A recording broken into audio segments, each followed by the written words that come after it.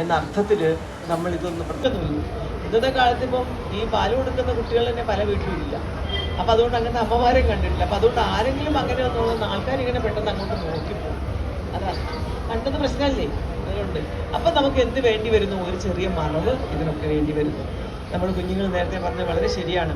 അവരിങ്ങനെ കരയും പാലിന് വേണ്ടിയിട്ട്. അപ്പോൾ സ്ത്രീകൾക്ക് ആകെ കുറവാകും. നമ്മളൊക്കെ ഒരുവിധം ഈ മുണ്ടും ബ്ലൗസും ഒക്കെ ഇടയ്ക്ക് ഉടുക്കുമായിരുന്നു വീട്ടിലൊക്കെ.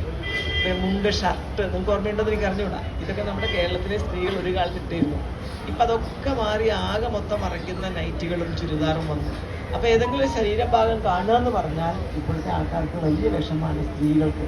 അതൊക്കെ നമ്മൾ മനസ്സിലാക്കണം. അതുകൊണ്ട് തന്നെ അവർ കുഞ്ഞിന് പാല് കൊടുക്കാനും മടിയാണ്. കുട്ടികളെ സംബന്ധിച്ച് അവർക്ക് വിശന്നാൽ അവർ കരയും.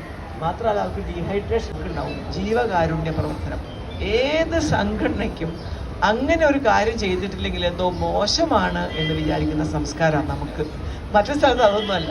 അതൊന്നും അവർ നോക്കിക്കോട്ടെ, അവരുടെ കാര്യം അവർ നോക്കിക്കോട്ടെ, നമ്മളെന്തിനാ അതിനെക്കുറിച്ച് ബേജാറാവണത് എന്ന് വിചാരിക്കുന്ന ആൾക്കാരുള്ളിടത്താണ് കോഴിക്കോട്ടുകാർ വ്യത്യസ്തരായിരിക്കുന്നത്. അപ്പം അതുകൊണ്ട് ആ നമ്മുടെ കോഴിക്കോടൻ സംസ്കാരം എന്നത് ഇതുപോലെ